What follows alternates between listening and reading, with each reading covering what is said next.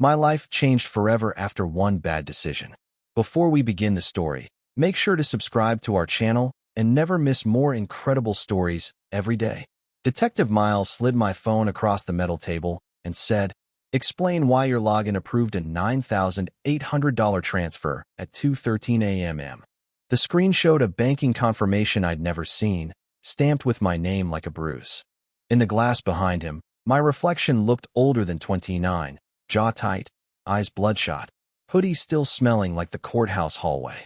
Outside the interview room, I could hear a vending machine hum and somebody laughing, like the world hadn't just decided I was a thief. I worked payroll at Northline Mechanical in the Columbus suburbs. Unsexy, precise, the kind of job where you're invisible until money goes missing. I wasn't rich, wasn't connected, wasn't the kind of guy who could clear this up with a call. I paid rent on time, sent my mom birthday texts, and watched true crime videos like they were fiction. Now Miles was treating me like the twist ending. "You're telling me you didn't do it," he said, calm, almost bored. "I didn't," I croaked. My mouth tasted like diner coffee and panic. I was asleep. Miles tapped the screen. "Your device. Your credentials. Your two-factor code. That's not someone guessed it. That's consent." I thought of my brother Noah's face earlier that morning when the judge read the charges.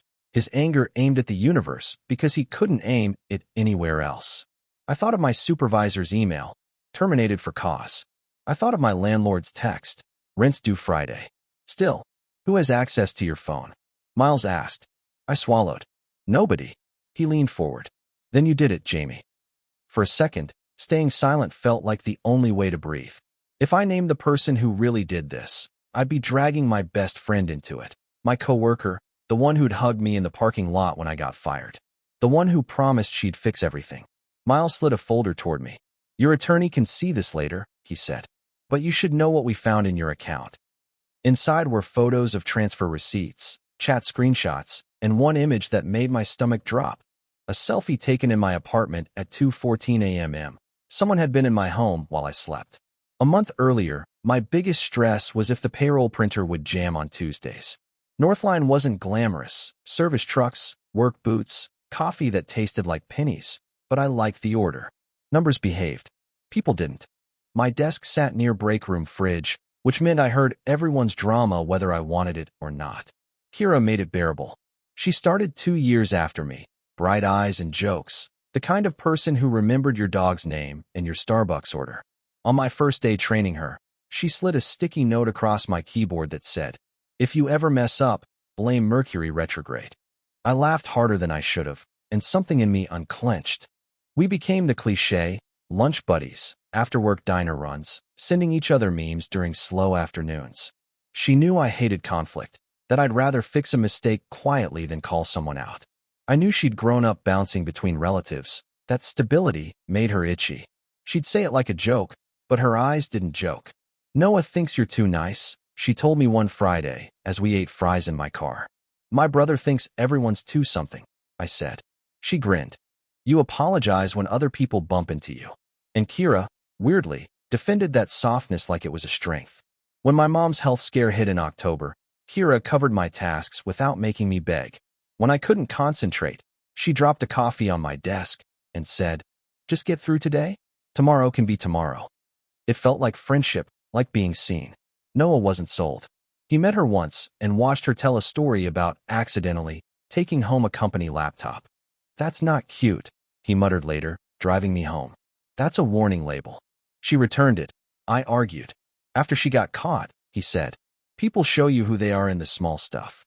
2 weeks before everything exploded, Kira started staying late.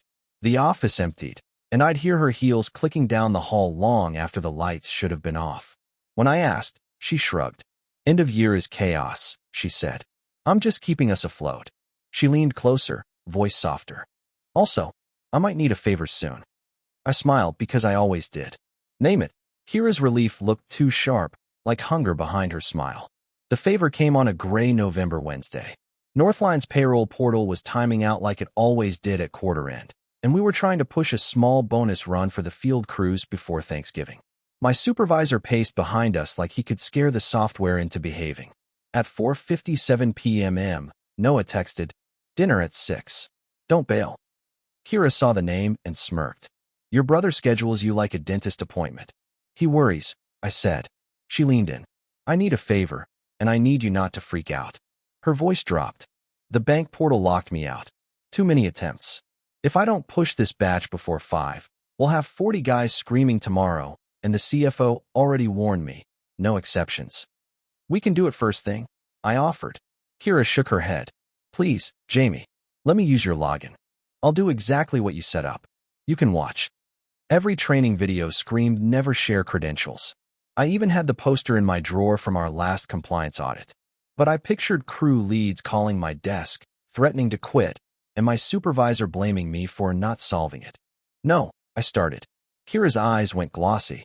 I'm already on thin ice, she whispered. If this doesn't go through, I'm done.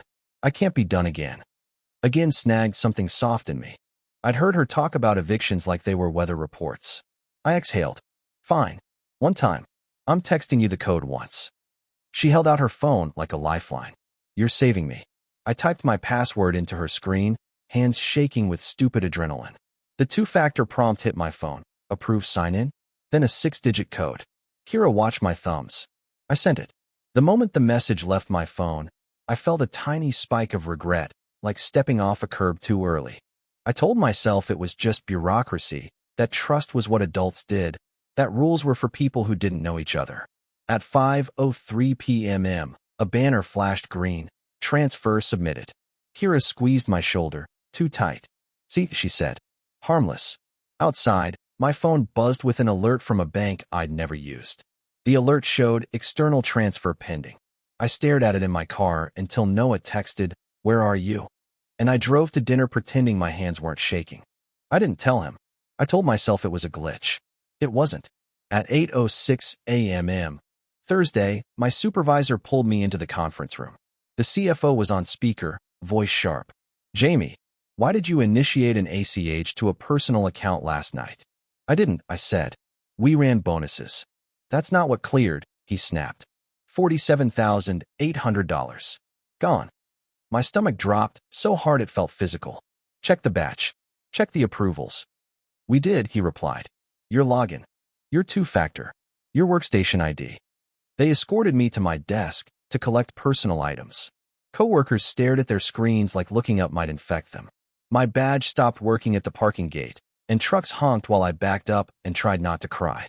An unknown number called before I could even start the car. Jamie Hart, a man asked. Yes. Detective Miles, Columbus PD. I need you downtown today. Questions about a theft. I didn't steal anything. Then you'll want to explain why the money landed in an account linked to you, he said. Linked to me? I had one checking account and a savings I barely fed. I opened my app and saw a new payee I didn't recognize, added at 5:02 p.m. yesterday, 1 minute before I left. I called Kira. She answered bright. Hey, did it go through? Kira, I whispered. The CFO says 48 grand is missing. Her tone dropped. What? Jamie, no. I got an alert last night, I said. From a bank I've never used. Okay, she said quickly. Don't talk to police alone. I'll come with you. We'll fix this. I wanted to believe her.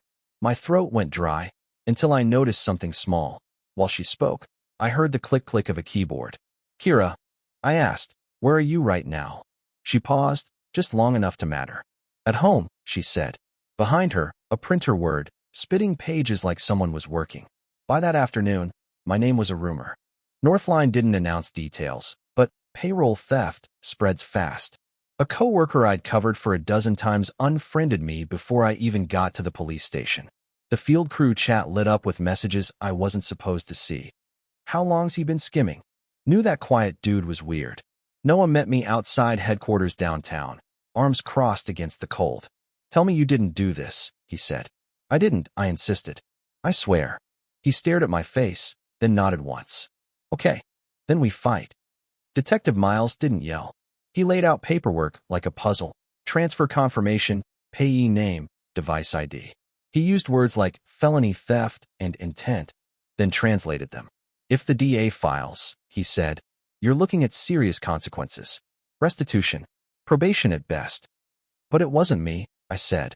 Kira arrived halfway through, breathless, mascara perfect. acting like she'd sprinted through traffic for me. "I'm here," she said, sliding into the chair. Jamie wouldn't do this. Miles's eyes stayed on her a beat too long. When he asked about the two-factor code, my stomach tightened. I told the truth anyway. "I gave it to Kira," I admitted. "Once. For payroll." Noah's head snapped toward me. "You what?" Kira jumped in fast. "It was an emergency." He watched me. "It was just the bonus batch."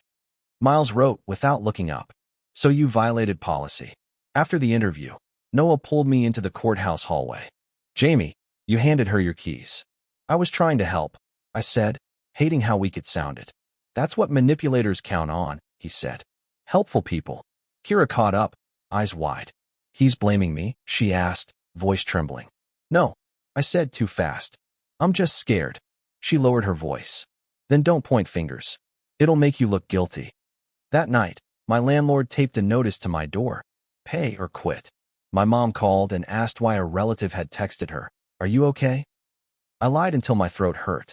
At 2 a.m., unable to sleep, I opened my phone backup logs and froze. The approval text I remembered sending, 6 digits to Kira, was missing from my message thread. It wasn't deleted on my end. It was never there. I replayed that afternoon in my head. Kira's hand out, my thumbs moving, the code leaving my phone.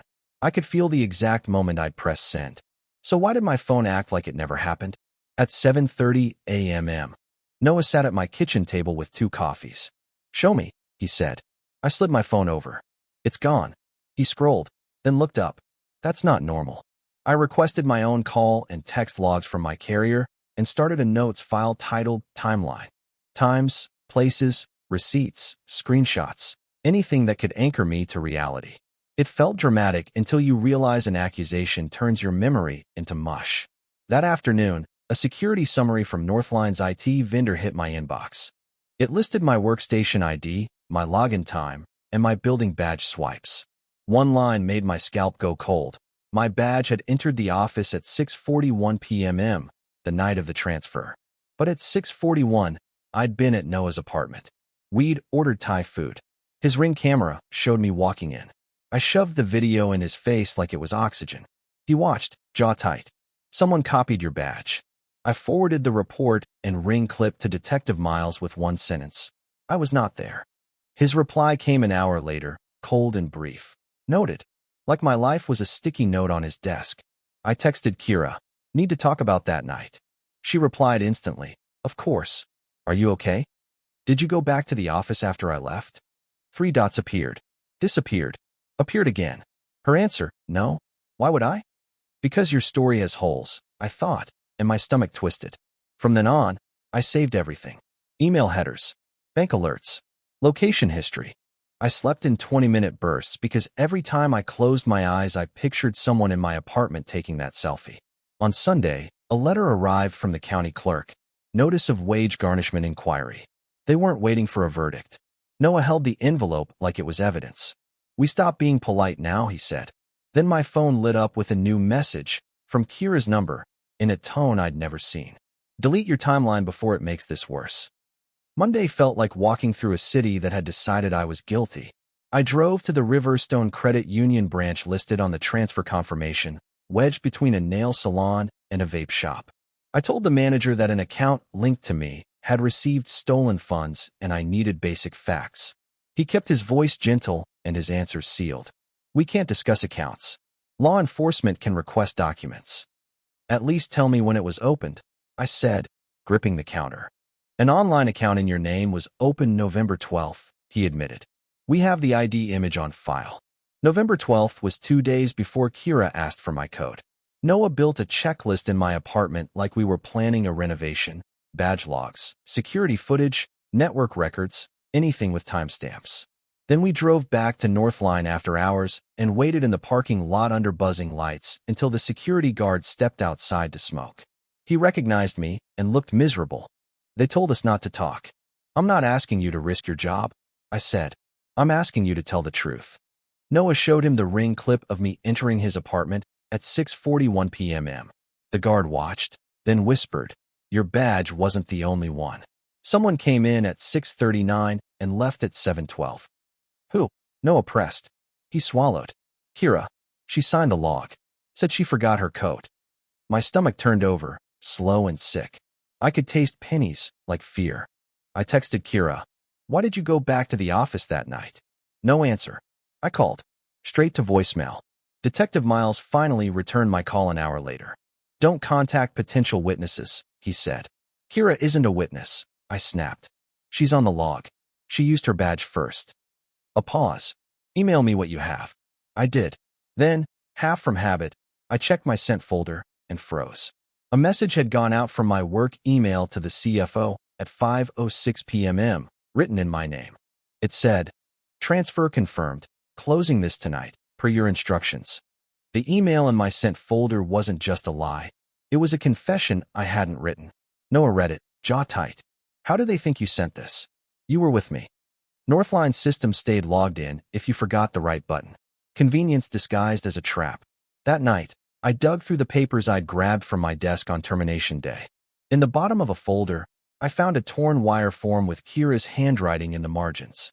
The payee wasn't a person. It was a company, Hart Consulting LLC. Noah, I whispered, I don't have an LLC. He opened his laptop and searched the Ohio Business Registry. 10 seconds later, my stomach dropped. Hart Consulting LLC, filed 3 weeks earlier. Organizer, Jamie Hart.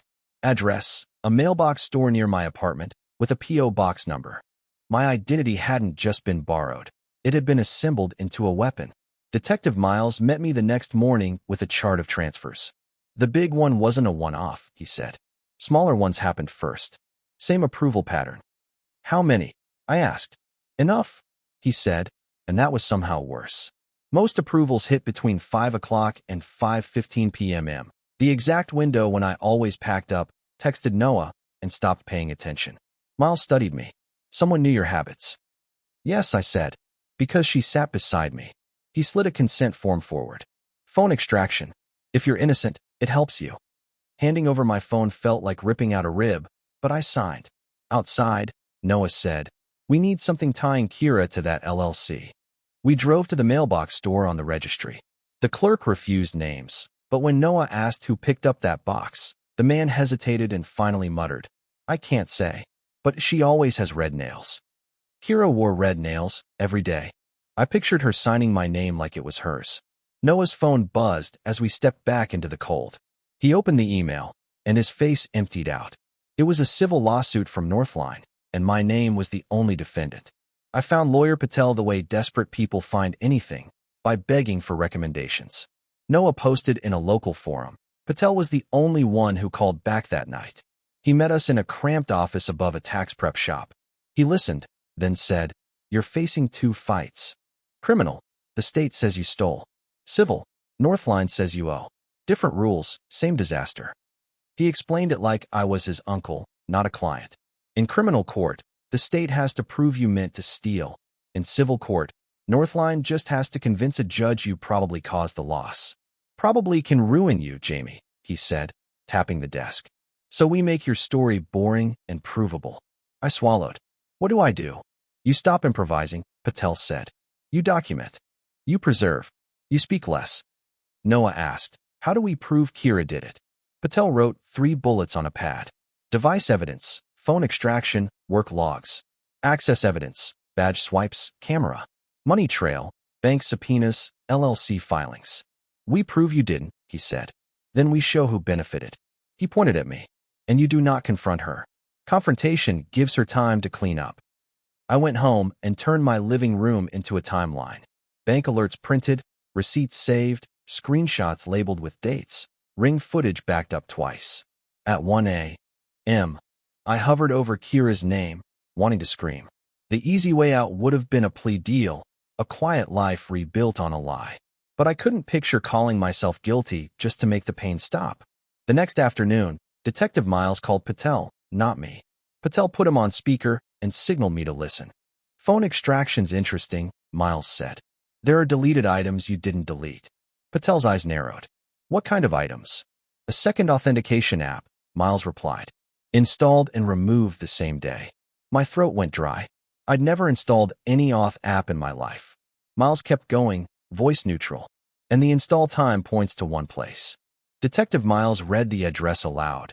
and it was Kira's house. Kira didn't wait for me to confront her.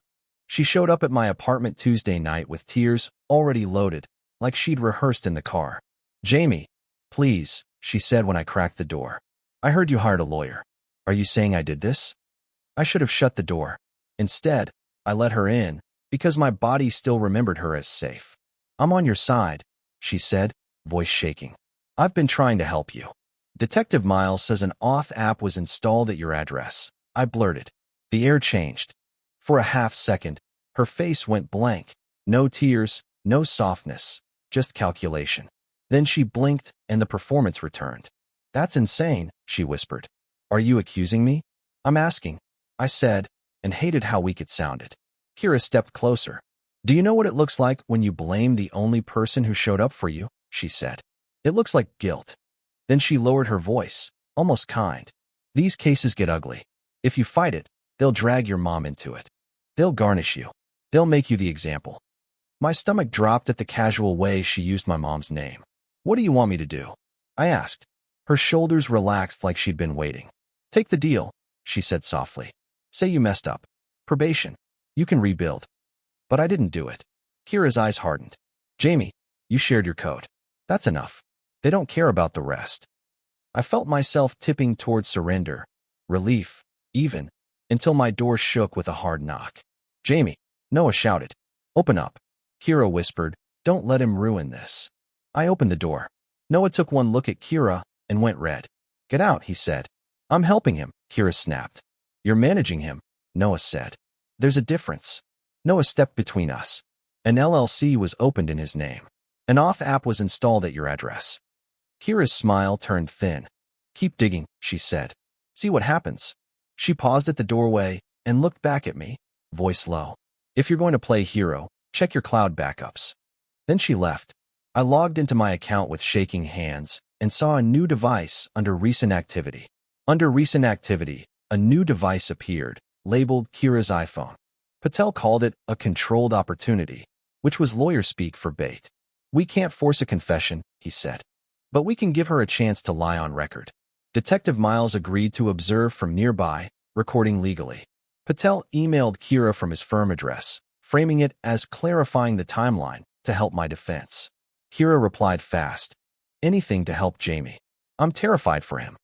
We met at a 24-hour diner off I-71, all chrome and harsh lights. Patel sat beside me. Miles sat 2 booths away. Noah sat farther back, promising to keep quiet. I hated that my life now required seating charts. Kira arrived early, red nails wrapped around a coffee cup.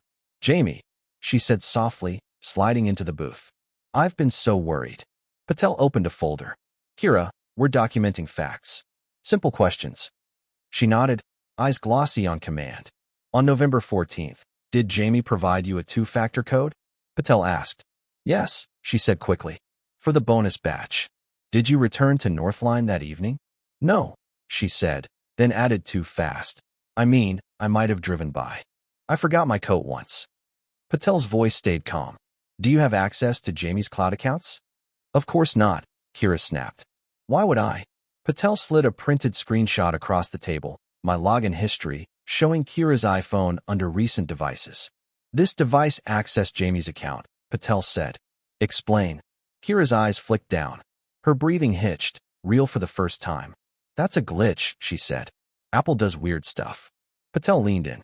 "If it's not a glitch, it explains missing messages and deleted backups. This matters, Kira." Her gaze lifted to me, flat now, not watery. "You're really doing this," she said. "I just want the truth," I managed. Kira's smile turned small and sharp. "Okay," she said. "Then let's talk about truth." She reached into her bag and pulled out a thick folder labeled Jamie Hart. On top was a copy of my driver's license I'd never given her. I couldn't breathe. My driver's license in her hands felt like she'd crawled under my skin. Patel asked, "Where did you get that?" Kira shrugged. "Work. HR keeps copies." I printed it. Detective Miles slid into the booth, badge flashing just enough. "Kira Lawson," he said, "you're being recorded. Answer clearly." Her eyes narrowed. "This is a setup." Miles didn't argue. "Where did you get his ID?" "I told you," she snapped. "And Jamie gave me his login and his code. If you want a villain, Start with the guy who breaks policy. The brutal part wasn't the blame. It was how ready it sounded. Miles turned his tablet toward her. Phone extraction, he said. A second authentication app was installed on your home Wi-Fi. Access Jamie's cloud backups and deleted message history. That's not a glitch. Kira stared at the screen. Then she looked at me and finally dropped the tears. You want to know why? She said, voice sharp. Because nobody was coming to save me. Patel slid one more page forward. The stolen funds didn't go to rent, he said. They went to an online betting wallet tied to your email. Kira's face flashed white, then hot. That's not. Miles cut in. Merchant records and IP addresses say it is. Kira laughed, harsh. I borrowed time, she spat. And I needed a name that wouldn't raise questions. Quiet. Reliable. Helpful. Her eyes locked on mine. You were perfect. The words hurt because they fit. I'd built my whole personality around being easy to use. Miles's voice stayed flat. Kira Lawson, you're under arrest. The diner went quiet in that special Midwestern way. Everyone pretending not to listen while listening harder. My hands shook so badly I had to grip the edge of the table. I'd won, and it still felt like falling. If you ruin me, she whispered, I'll ruin you back. Miles tightened his grip. What was that? Kira leaned in and whispered, check Jamie's hard drive. He'll beg you. Kira's arrest didn't feel like victory. It felt like the moment after a crash when adrenaline fades and you realize you still have to pay for the tow truck. Northline didn't apologize. Their lawsuit didn't vanish. Their lawyer emailed Patel. Ms. Lawson's arrest does not eliminate Mr. Hart's negligence and complicity. In plain English, even if Kira stole it, I was still the idiot who handed her the keys. Detective Miles said the DA was re-evaluating my charges. Does that mean dropped? I asked. It means not yet, he replied. Then came Kira's parting threat, my hard drive. 2 days after the diner, Miles showed up at my apartment with a warrant. She put it on record, he said. We have to look. They took my laptop, my external drive, even an old USB stick. I watched them bag my life like it was contaminated. Noah tried to joke. Worst case, they find your terrible playlists. I couldn't laugh. Kira had accessed my cloud backups. Why wouldn't she plant one more grenade? My mom called after a cousin posted vague nonsense online. Jamie, she whispered, are you in trouble? I'm handling it. I lied, because telling her the truth felt like pushing her downstairs. Patel explained the money reality. No paycheck, rising legal fees, and civil court doesn't require, beyond a reasonable doubt. They just need more likely than not, he said. And you sharing credentials is an ugly fact. My world shrank to dread and paperwork. Rent came due and my landlord's texts turned colder. Noah offered money, and I hated myself for needing it. I slept in short bursts, waking up to check door locks like that could fix anything. I lost 10 pounds without trying. A week later, Miles called again, and his tone was different, less skeptical, more grim. We found something on your drive, he said. My throat closed. What kind of something? Miles paused. A folder with Kira's name on it, inside your drive. The Kira folder was the last place I expected to find my freedom. Miles let Patel and me view it at the station. It wasn't blackmail. It was a plan. Subfolders were labeled like a project. LLC, bank, Northline emails, Jamie phone. There were PDFs of my printed ID, screenshots of the Riverstone account setup, and a spreadsheet tracking transfers with notes like, approve after 5 p.m., Jamie leaves. My stomach flipped reading it, but Patel's hand gripped my shoulder. This isn't evidence against you, he said quietly. This is evidence of her. Miles put it in plain English. Kira had accessed my cloud backups, deleted my texts, and, when she panicked, dumped her own files onto my drive to retrieve later. The access trail led straight back to her devices. For once, technology worked for me. 2 weeks later, the DA declined to file charges. When Patel told me, I didn't celebrate. I just sat on my couch and cried until my ribs hurt, because relief hurts when you've been braced for impact that long. Northline was slower. Patel negotiated a deal that felt fair and humiliating. They dropped the civil suit if I signed a statement admitting I'd violated credential policy and agreed to cooperate in recovering funds. No apology, no reinstatement, just a clean exit. I signed. Accountability without self-destruction became my new rule. I started therapy because my body didn't believe danger was over. I jumped at door knocks. I woke up sweating from dreams of that selfie. My therapist said, "Your nervous system learned a new language. Now we teach it the old one again." Noah helped me lock down the practical stuff. New passwords, credit freezes, two-factor on everything. He even made me practice saying no out loud until it stopped feeling like betrayal. I found a new job processing invoices for a small clinic. The first time someone asked for my login, just for a minute, my throat tightened. "I'll do it myself," I said. Calm. Firm. The words held. On the day my case officially closed, Patel texted, "You're clear. Live your life." I believed him, right up until I turned a courthouse corner and saw Kira waiting. She smiled like she'd never stopped owning my name. Kira was in the courthouse for her plea hearing, not mine. She stood near a vending machine like we'd met there on purpose, hair neat, red nails still perfect. For a heartbeat, my body went back to the version of me that opened doors for her automatically. "Jamie," she said soft. "Can we talk?" I didn't answer. I just looked at her the way Detective Miles had looked at me in that first interview, steady, unimpressed, waiting for facts. Kira's mask twitched. "I didn't mean for it to go this far," she whispered. I almost laughed. "That was the point. You picked me because I'm quiet," I said. "Because I don't make scenes." Her eyes narrowed. "You could have taken the deal and moved on, and let you do it to someone else." I asked. A bailiff called her name. Kira stepped backward and tossed one last hook. "You think you won," she said. "You'll always be the guy who shared his code." She wasn't wrong. That bad decision is tattooed on my life. It cost me my job, my sleep, and months of shame. Even when charges get dropped, people don't hand your old self back like an apology. But I learned something I didn't know I needed. Innocence isn't enough. You have to protect it, and you have to stop confusing being kind with being easy. Here's what I'd tell anyone who's one favor away from disaster. Never share passwords or two-factor codes. Not once, not for emergencies. Turn on account alerts and keep your receipts and screenshots. If someone pressures you to break a rule just this once, ask why. The hopeful part is quieter. It's me at my new job, closing my laptop at 5 o'clock and feeling my shoulders drop instead of clench. It's Noah and me at that same diner, not setting traps, just eating fries and talking about basketball. It's my mom's voice when I finally told her the truth, and she said, "I'm proud you fought." One bad decision changed my life forever, but it also taught me how to guard it.